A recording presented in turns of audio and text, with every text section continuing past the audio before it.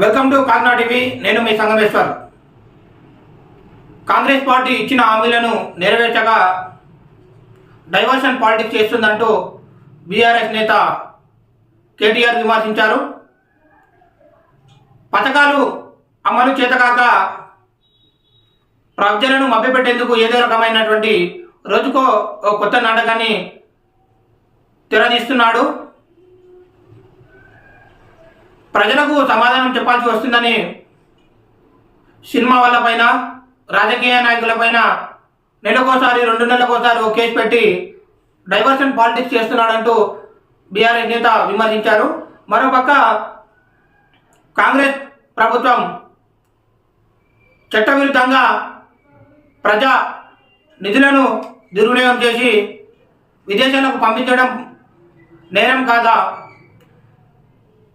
దీంట్లో ఎవరున్నా, ఇంతటి పెద్దవారున్నా ఉపేక్షించేదే లేదు. చట్టం తన పని తాను చేసుకోబోతుంది.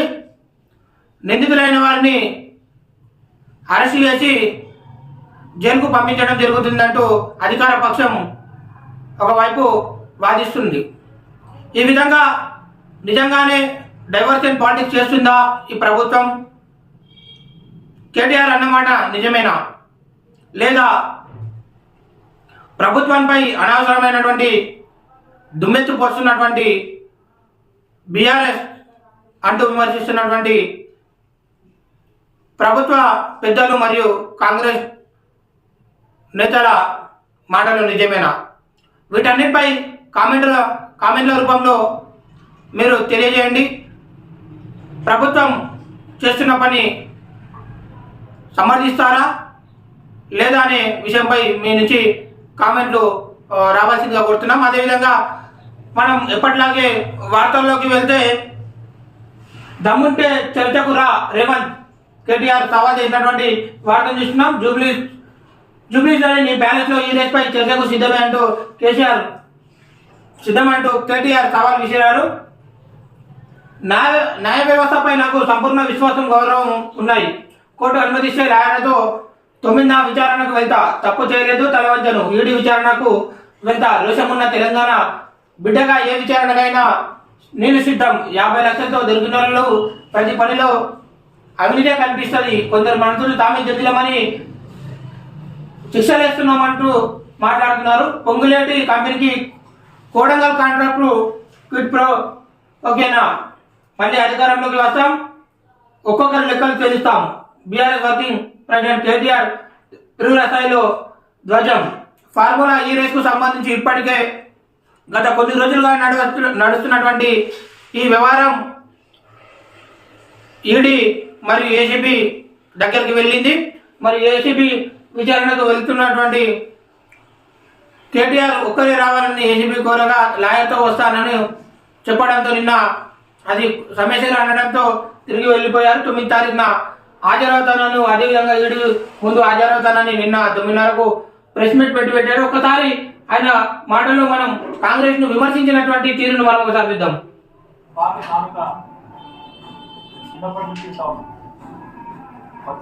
వాళ్ళకి లోకమంతా పచ్చ కనబడుతుంది. అట్లాగే అవినీతి పరులకి, అడ్డమైన పనులు చేసే అలవాటున్న వాళ్ళకి, 50 లక్షల రూపాయలతో దొరికిన దొంగలకి, పొలిటికల్ బ్రోకర్లకి ప్రతి పనిలోనూ అవినీతి. కామెర్లు ఉన్నందుకే లోకమంతా పచ్చగా కనిపిస్తుంది. అదేవిధంగా అవినీతి చేసినందుకే ఇదంతా అవినీతిగా కనిపిస్తుంది. గతంలో నోటుకు కేసులో దొరికినటువంటి రేవంత్ రెడ్డికి పచ్చ కామర్లు ఉన్నాయి. ఈ విధంగా ఏ పని చేసినా దాంట్లో అవినీతి కనిపిస్తుందని ఆయన విమర్శించారు. అదేవిధంగా కొంత మంత్రులు జడ్జిమెంట్ ఇస్తున్నారని దానిపై వ్యంగ్యంగా స్పందించాడు. దానికి కొంతమంది ఎంత సందర్భపడుతున్నారు, కాంగ్రెస్ గురించి చేసి లేదా నేరారోపణ అయిపోయింది, రుజువు అయిపోయింది, కేసీ అయిపోయింది అని చెప్పి సందర్భించుకుంటాం. ఆ సమాజంలో ఏం చెప్పేది ఏంటంటే, రాజకీయ ఇప్పుడు కాంగ్రెస్ మేము హైకోర్టు కేసులో కొంతమంది మంత్రులు క్యాష్ పిటిషన్ కోర్టు కొట్టివేసినప్పటికీ సంబరాలు చేసుకుంటున్నారు. ఇక ఏదో అయిపోయింది, ఇక కేటీఆర్ అరెస్ట్ కాబోతున్నాడు అని చంకలు గుద్దుకుంటున్నారు. నాకేదో ఉరి శిక్ష పడ్డట్లు సంబరాలు చేసుకున్నారు. నేను వీలైతే న్యాయ వ్యవస్థ పైన నాకు నమ్మకం ఉంది. వీలైతే సుప్రీంకోర్టు వరకు వెళ్ళి ఒక పౌరుడిగా నాకు ఉన్నటువంటి హక్కులను నేను నిరూపించుకుంటా అంటూ నిన్న ఆయన మీడియా ముఖంగా మాట్లాడినటువంటి వార్తను మనం చూస్తున్నాం. అదేవిధంగా వెలుగు దినపత్రికలో వచ్చినటువంటి వార్తలను మనం చూసుకుంటే కేటీఆర్ పిటిషన్ కొట్టివేత, ఫార్ములా యూరేజ్ దర్యాప్తు జరగాల్సిందే, ఎఫ్ఐఆర్లను రద్దు చేయలేమంటూ హైకోర్టు తీర్పు, అరెస్టు చేయకుండా స్టే ఇవ్వాలని విజ్ఞప్తికి నో చెప్పినటువంటి వార్తను మనం చూస్తున్నాం.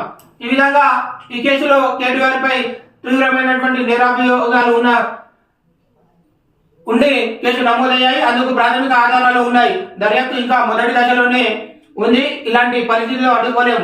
నిధులు ఎక్కడికి వెళ్తాయి, ఎవరికి చేరాయి అనేది తేల్చాల్సిందే. కేసు నమోదైన 24 గంటల్లో పిటిషనర్ కోర్టుకు వచ్చారు. సాక్ష్యాధారాల సేకరణ కోసం దర్యాప్తు సంస్థకు టైం ఇవ్వాలని వెల్లడి. ఫార్ములా యూరేజ్ కేసు సంబంధించి తనపై ఏసీబీ నమోదు చేసినటువంటి కేసును కొట్టివేయాలంటూ బీఆర్ఎస్ వర్కింగ్ ప్రెసిడెంట్ మాజీ మంత్రి కేటీఆర్ దాఖలు చేసినటువంటి క్యాష్ పిటిషన్ హైకోర్టు కొట్టివేసింది. ఈ కేసులో ఉన్నత స్థాయి వ్యక్తులతో తీవ్రమైనటువంటి నేరాభియోగాలు నమోదయ్యాయని, ప్రాథమిక ఆధారాలు కూడా ఉన్నాయంటూ ఒక హోదాతో కూడినటువంటి అధికారి కంప్లైంట్ ఇచ్చారని నిన్న కోర్టు తెలిపింది. ఈ నేపథ్యంలో దీనిపై కంపల్సరీగా దర్యాప్తు జరపాలి, విచారణలో అన్ని విషయాలు తెలుస్తాయంటూ చెప్పారు. 35 పేజీలతో నిన్న కోర్టు తీర్పు ఇవ్వడం జరిగింది. మరి డిసెంబర్ 19న ఏసీబీ ఎఫ్ఐఆర్ నమోదు చేసింది. అందులో అప్పటి మున్సిపల్ శాఖ మంత్రి కేటీఆర్ ను ఏవన్గా పేర్కొంది. అయితే కేసు నమోదైతే తెల్లారి డిసెంబర్ 20న దాన్ని కొట్టివేయాలంటూ కేటీఆర్ హైకోర్టులో క్యాష్ పిటిషన్ దాఖలు చేశారు. దీనికి సంబంధించి క్యాష్ పిటిషన్ కు సంబంధించి విచారణ జరిపినటువంటి హైకోర్టు దాన్ని కొట్టివేయడం జరిగింది. విచారణలో కంపల్సరీ విచారణ జరగాల్సింది, అన్ని విషయాలు బయటకు పడతాయని నిన్న మంగళవారం కోర్టు తీర్పిచ్చి క్యాష్ పిటిషన్ డిస్మిస్ చేసినటువంటి విషయం మనకు తెలిసిందే. అదేవిధంగా ఇదే వివరంపై మచిలీపట్నంలో ఉన్నటువంటి గ్రీన్కో ఆఫీస్ లో ఏసీబీ సోదాలు నిర్వహించడం జరిగింది. ఫార్ములా యూరేజ్ కేసులో ఆఫీసర్ల గ్రౌండ్ ఆపరేషన్ మాదాపూర్ లోని అర్బన్ ఆఫీస్ లో సోదాలు చేస్తున్నటువంటి ఏసీబీ అధికారులు మరియు మాదాపూర్ లో గ్రీన్కోతో పాటు ఎస్నెక్ జన్ ఆఫీస్ లో తనిఖీలు, మచిలీపట్నంలోని ఎస్ అర్బన్ డెవలప్మెంట్ లో కూడా చర్చ ఆపరేషన్ లో 4 టీములు పాల్గొన్నాయి. హార్డ్ డిస్కులు, కీలక డాక్యుమెంట్లు స్వాధీనం చేసుకున్నారు. నేడు ఏసీబీ విచారణకు ఐఏఎస్ అరవింద్ కుమార్, ఈడీ విచారణకు బిఎల్ఎన్ రెడ్డి ఈ నెల 16న విచారణకు రావాలని కేటీఆర్ కు ఈడీ సామాన్లు ప్రకటించినటువంటి వార్త. ఈ కేసును ఉద్దేశించి హరీష్ రావు కేటీఆర్ పై పెట్టింది టూపెన్ కేసు. ఇలాంటి వాటికి భయపడేటోళ్ళం కాదు. కేటీఆర్ కడిగిన ముత్యంలో కేసు నుంచి బయటకు వచ్చారు. రేవంత్ జైలుకు వెళ్ళిన కేసుకు, ఫార్ములా యూరేజ్ కేసుకు పొందడం లేదని కామెంట్. కేటీఆర్ పై ఏసీబీ పెట్టింది తుఫెన్ కేసు అని బీఆర్ఎస్ ఎమ్మెల్యే హరీష్ రావు అన్నారు. అక్రమ కేసులు పెట్టి బెదిరిస్తున్నారన్నారు. వాటికి భయపడేటోళ్ళం కాదని, కేవలం కక్ష సాధనలో భాగంగానే కేసు పెట్టారని ఆరోపించారు. కేసు నుంచి కేటీఆర్ కడిగిన ముత్యంలో బయటకు వస్తారని నిన్న ఆయన మీడియా ముఖంగా తెలిపారు. ఇదే విషయానికి వస్తే బీఆర్ఎస్ పార్టీలో ఆందోళన అంటూ ఒక వార్తను చూస్తున్నాం. ఇప్పుడు ఏం చేద్దాం, ఫార్ములా యూరేజ్ కేసులో కేటీఆర్ చుట్టూ బిగిస్తున్నటువంటి ఉచ్చు. బీఆర్ఎస్ వర్గాల్లో ఆందోళన, లొట్టపీసు కేసు, తుఫేర్ కేసు అంటూనే లోపల టెన్షన్. హైకోర్టు తీర్పు వచ్చాక కేటీఆర్ ఇంటికి ఎక్కువ గులాబీ నేతలు అంటూ ఒక వార్తను మనం చూస్తున్నాం. అదేవిధంగా 17న రాష్ట్రానికి జస్టిస్ ఘోష్.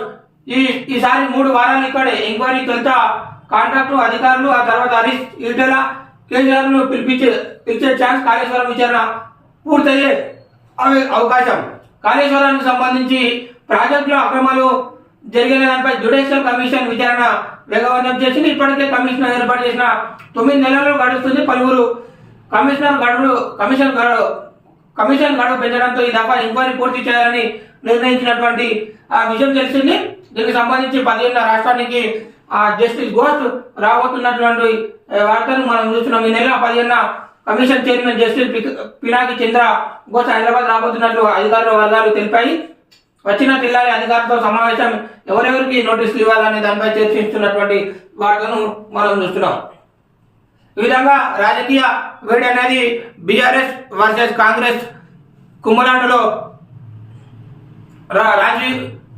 రాజుకుంటుంది కాబట్టి మరోపక్క నిన్న బీజేపీ ఆఫీస్ పై దాడి చేసినటువంటి కాంగ్రెస్ సంబంధించినటువంటి నేతలు తిప్పికొట్టినటువంటి బీజేపీ నేతలు ఈ సంఘటనతో కర్రలతో బాదుకున్నటువంటి ఇరువురు నాయకులు.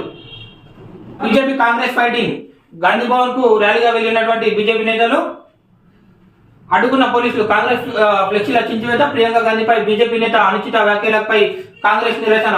బీజేపీ వర్సెస్ కాంగ్రెస్ ఫైటింగ్ నిన్న హైదరాబాద్ కేంద్రంగా జరిగింది. రెండు పార్టీల ఆఫీసుల వద్ద హైటెన్షన్ నెలకొంది. బీజేపీ స్టేట్ ఆఫీస్ ముట్టడికి యూత్ కాంగ్రెస్ నేతలు ప్రయత్నించడంతో యూత్ కాంగ్రెస్ నేతలు కోడుగుర్లు కర్రలతో బీజేపీ ఆఫీస్ పై దాడి చేశారు. దాన్ని తిప్పికొట్టినటువంటి బీజేపీ నేతలు ఇరువురు పరస్పరం కర్రలతో దాడి చేసుకోవడంతో అక్కడ తీవ్ర ఉద్రిక్తత నెలకొంది.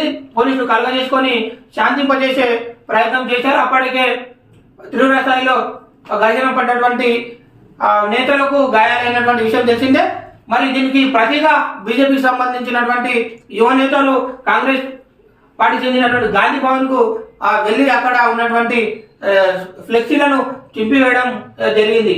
ఈ విధంగా ఢిల్లీలో ఇచ్చినటువంటి స్టేట్మెంట్లకు హైదరాబాద్ కేంద్రంగా దాడులు జరుపుకోవడం వాళ్ళు బాగానే ఉంటారు, కానీ ఇక్కడ ఉన్నటువంటి లీడర్లకే దెబ్బలు తగిలి ఉంటాయి. కాబట్టి విమర్శకు ప్రతి విమర్శ రాజకీయ కోణంగా చేయాలి, కానీ భౌతికంగా దాడులు చేయడం వల్ల మనకే ఇబ్బంది అవుతుంది. కాబట్టి రాజకీయాన్ని ఒక విమర్శ ప్రతి విమర్శలు రాజకీయంలో కోణంగా చేస్తేనే బాగుంటుందని పలువురు తమ అభిప్రాయాన్ని వ్యక్తం చేశారు. మరోపక్క టిబెట్ లో భూకంపం 126 మంది మృతి, మరో 200 మందికి గాయాలు, 27 గ్రామాలపై ప్రభావం, 1000కి పైగా కూలిన ఇళ్లు శిథిలాల కింద మరికొంత మంది అంటూ నేపాల్ బార్డర్ లో భూకంప కేంద్రం గుర్తించారు. రిక్టర్ స్కేలు 7.1 గా నమోదైంది. నిమిషాల వ్యవధిలోనే భూకంపం. చైనా, భూటాన్, బంగ్లాదేశ్ తో ఈ ప్రకంపనకు సంబంధించినటువంటి ఘోరం జరిగింది. ఇండియాలో బెంగాల్, బిహార్ రాష్ట్రంను కంపించినటువంటి భూమి. అంటే చైనా ఆటోనమస్ ప్రాంతమైనటువంటి టిబెట్ లో భూకంపం దాటికి 120 మంది మృతి చెందినటువంటి విషయాన్ని మనం చూస్తున్నాం. మరో 200 మంది గాయాలు పడ్డటువంటి వార్త మనం చూస్తున్నాం. అదేవిధంగా సాక్షి దినపత్రిక చూసుకున్నట్లయితే మనం దర్యాప్తును అడ్డుకోలేమంటూ ఇప్పటికే కేటీఆర్ కు సంబంధించినటువంటి వార్తను చూస్తున్నాం. మచిలీపట్నంలో గ్రీన్ కో గెస్ట్ హౌస్ వద్ద విచారణ జరుగుతున్నటువంటి ఏసీబీ అధికారులు. అదేవిధంగా న్యాయ పోరాటం చేస్తా అంటూ కేటీఆర్ నిన్న మీడియా ముఖంగా చెప్పినటువంటి విషయాన్ని ఇంత ముందే మనం తెలుసుకున్నాం. అదేవిధంగా కొత్త మెట్రోలకు ఏప్రిల్లో టెండర్లు అంటూ ముఖ్యమంత్రి సమీక్షిస్తున్నటువంటి వార్తను మనం చూస్తున్నాం. మెట్రోలు, ఎలివేటెడ్ కారిడార్లపై సమీక్షలో సీఎం రేవంత్ ఆదేశం. మార్చిలోగా డిపిఆర్లు పూర్తి చేయాలి, కేంద్రం అనుమతి తీసుకోవాలి, భూసేకరణ కూడా వెంటనే పూర్తి చేయాలంటూ నిన్న ఆయన ఆఫీసర్లతో మాట్లాడినటువంటి వార్తలను చూసుకుందాం. దాంట్లో రాజీవ్ గాంధీ అంతర్జాతీయ విమానాశ్రయం నుంచి ఫ్యూచర్ సిటీకి 40 కిలోమీటర్లు, జేబీఎస్ నుంచి షామీర్పేటకు 22 కిలోమీటర్లు, ప్యారడైజ్ నుంచి మెట్రోకు 23 కిలోమీటర్ల నూతన మెట్రో మార్గాన్ని నిన్న ఆయన ఆమోదించినట్లు తెలిసింది. దీనికి సంబంధించి డిపిఆర్ తొందరగా రెడీ చేసి కేంద్రానికి పంపించాలని ఆయన చూస్తున్నారు. అదేవిధంగా రెవెన్యూను సరిచేస్తా అంటూ మంత్రి పొంగులేటి వ్యవస్థను చక్కదిద్దేందుకు దీర్ఘకాలిక ప్రణాళికలతో ముందుకెళ్తా, ఎల్ఆర్ఎస్ దరఖాస్తుల పరిష్కారం కోసం త్వరలోనే స్పెషల్ డ్రైవ్, మీడియాతో మంత్రి పొంగులేటి ఇష్టాగోష్ఠి. 10 నుంచి ఆరోగ్యశ్రీ సేవలు నిలిపివేస్తాం, బకాయిలు చెల్లికపోతే నెట్వర్క్ ఆసుపత్రుల్లో సేవలు బంద్. ఆరోగ్యశ్రీ సిఓకు నెట్వర్క్ ఆసుపత్రుల యజమాని లేఖకు సంబంధించినటువంటి వార్తలు చూస్తున్నాం. ఏడాదికి 1000 కోట్ల బకాయిలు పెరిగిపోయాయని వెల్లడి. బకాయిలను ₹500 కోట్లే ఏడాదిలో 920 కోట్లు చెల్లించాం. వైద్య ఆరోగ్య శాఖ అధికారులు వెల్లడించినటువంటి వార్తలు చూస్తున్నాం. అదేవిధంగా బాంబే హైకోర్టు సీజే జస్టిస్ ఆర్ఆర్ఏ కేంద్రానికి సిఫారసు చేసిన సుప్రీంకోర్టు కొలిజియం కు సంబంధించినటువంటి వార్త. కాంగ్రెస్ బీజేపీ పరస్పర దాడులు. హైదరాబాద్ లో బీజేపీ కాంగ్రెస్ కార్యకర్తల మధ్య ఘర్షణ నెలకొంది. కాంగ్రెస్ ఎంపీ ప్రియాంక గాంధీని ఉద్దేశించి ఢిల్లీ బీజేపీ నేత చేసిన వ్యాఖ్యలపై ఆగ్రహించిన కాంగ్రెస్ కార్యకర్తలు బీజేపీ కార్యాలయాన్ని ముట్టడించేందుకు రాగా వారిని బీజేపీ కార్యకర్తలు అడ్డుకున్నారన్నటువంటి వార్త. శ్రీతేజ్ను పరామర్శించినటువంటి అల్లు అర్జున్ సికింద్రాబాద్ లో కిమ్స్ ఆసుపత్రిలో చికిత్స పొందుతున్నటువంటి శ్రీతేజ్ ను నిన్న పరామర్శించినటువంటి అల్లు అర్జున్కు సంబంధించిన వార్త. అది మరోపక్క తాజ్మహల్ కు తెలంగాణ రాళ్ళు అంటూ చూస్తున్నాం. ప్రపంచ వింతల్లో ఒకటైనటువంటి పాలరాతి కట్టడం తాజ్మహల్ కు వాడినటువంటి రాళ్ళు ఎక్కడని అందరూ అనుకుంటారు. రాజస్థాన్ మక్రానా ప్రాంతం నుంచి తెచ్చిన పాలరాతిని వాడాలని, ఫతేపూర్ సిక్రీ నుంచి తెచ్చిన ఇష్కరాయిని అనుబంధ నిర్మాణాలకు ఉపయోగించాలని టక్కున చెబుతుంటారు. కానీ ఆ ప్రేమ మందిరం నిర్మాణంలో మన దేవరకొండ మహబూబ్నగర్ ప్రాంతాల నుంచి వెళ్ళిన రాళ్ళు కూడా ఒదిగగా ఒదిగిపోయాయని విషయం మీకు తెలిసా అన్నటువంటి వార్తలు చూస్తున్నాం. తాజ్మహల్ కట్టడంలో తెలంగాణకు సంబంధించి దేవరకొండకు సంబంధించినటువంటి మహబూబ్నగర్ ప్రాంతంలో ఉన్నటువంటి దేవరకొండ నుంచి కూడా రాళ్ళు వెళ్ళాయన్నటువంటి తెలుపుతున్నటువంటి వార్తలు చూస్తున్నాం. అదేవిధంగా జిల్లా వార్తలను ఒకసారి మనం చూసుకున్నట్లయితే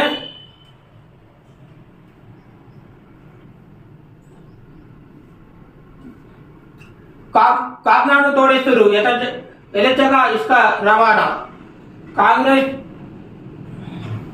ప్రభుత్వం వచ్చిన తర్వాత ఉక్కుపాదం ఏమంటారు మాఫియాపై ఉక్కుపాదం ఉంటుందని తెలిపినా కానీ యథేచ్ఛగా ఇసుక రవాణా చేస్తున్నారన్నటువంటి వార్తలు నమస్తే తెలంగాణ ప్రజలింటి. కాకినాడ పరివాహక ప్రాంతం శివసాగర్ నుంచి రాజురాజుకి ఇసుక తరలింపు యాలల మండలం, తాండూరు మండలం, బషీరాబాద్ దారూర్ మండలంలో జోరుగా ఇసుక దందా. తాండూరు మండలం పంజాపూర్ పాత తాండూరులోను ప్రభుత్వ భవనాల పేరిట సాగుతున్న తంతు ఒక్కో డాక్టర్లు 3,000 రూపాయలు వసూలు చేస్తున్నారని పోలీసులపై ఆరోపణలు.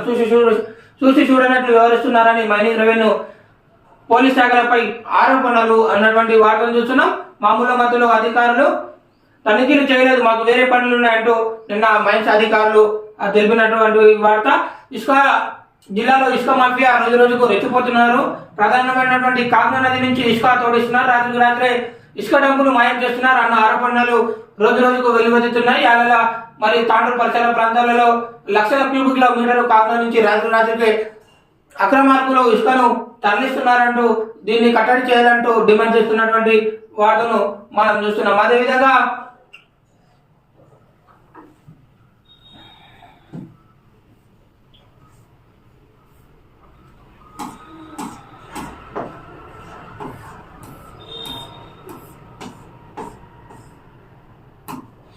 అదేవిధంగా 8 ఏళ్ల చిన్నారి గుండెపోటుతో మరణించినటువంటి వార్త. అదేవిధంగా మద్యానికి డబ్బులు ఇవ్వలేదని యాలల మండల కేంద్రం ఊరేసుకున్నటువంటి మైనర్ బాలుడు. పరిగి కేంద్రంలో బస్సులో వెళ్తున్న ప్రయాణికుల నుంచి బంగారం దోచుకున్నటువంటి దొంగలు పరిగి నుంచి హైదరాబాద్ వెళ్తున్నటువంటి బస్సులో నిన్న దొంగతనానికి పాల్పడినటువంటి దొంగలు మహిళల దగ్గర ఉన్నటువంటి బంగారాన్ని తెచ్చుకున్నారు. అదేవిధంగా ఎల్ఎన్ఆర్ యువసేన ఆధ్వర్యంలో నిర్వహించినటువంటి ఉచిత కంటి వైద్య శిబిరంలో గుర్తించినటువంటి 50 మంది కంటి ఆపరేషన్ కు సంబంధించిన బాధితులకు నిన్న హైదరాబాద్ లో స్వయంగా వెళ్లి ఆపరేషన్ చేసినటువంటి ఎల్ఎన్ఆర్ టీం కు సంబంధించినటువంటి వార్తలు చూస్తున్నాం. నిన్న హైదరాబాద్ లో చంద్రకంటి ఆసుపత్రిలో ఎల్ఎన్ఆర్ వ్యవస్థాపక సభ్యులు లొంగ నరసింహులు స్వయంగా వెళ్లి ఆసుపత్రికి వెళ్లి వారి బాగోగులు చూసుకున్నారు. మరి ఈ విషయం తెలుసుకున్నటువంటి ఎమ్మెల్యే గారు ఆసుపత్రికి వచ్చి వారికి సౌకర్యాలు ఏ విధంగా ఉన్నాయనేది ఆలోచించారు. వారితో మాట్లాడి కంటి ఆపరేషన్ చేసుకున్న వారితో మాట్లాడి నిన్న అదేవిధంగా ఆసుపత్రి సిబ్బందితో మాట్లాడినటువంటి తాండూరు ఎమ్మెల్యే మనోహర్ రెడ్డి గారు, వారితో పాటు సీనియర్ నాయకులు దారి సింగ్ మరియు ఆసుపత్రి వర్గాలు ఉన్నాయి. నిన్న పెద్దమూరు కేంద్రంలో జరిపినటువంటి కంటి వైద్య శిబిరంలో గుర్తించినటువంటి ఆపరేషన్ కు సంబంధించినటువంటి పేషెంట్లను హైదరాబాద్ లో మాట్లాడుతున్నటువంటి ఎమ్మెల్యే మనోహర్ రెడ్డి గారు. వీరందరూ తాండూరు నియోజకవర్గం పెద్దమూరు మండల చెందినటువంటి పేషెంట్లు. వీరిని ప్రత్యేకంగా బస్సులో తీసుకెళ్లి దగ్గరుండి ఆపరేషన్లు చేసి నేడు వారి స్వగ్రామాలకు తీసుకురావడం జరుగుతుందని నిన్న పేర్కొన్నారు. ఈ విధంగా జిల్లాలో మరియు రాష్ట్రంలో అంతర్జాతీయంగా జరుగుతున్నటువంటి వార్తలను మేము ముందుంచే ప్రయత్నం చేస్తాం. అందరికీ ధన్యవాదాలు.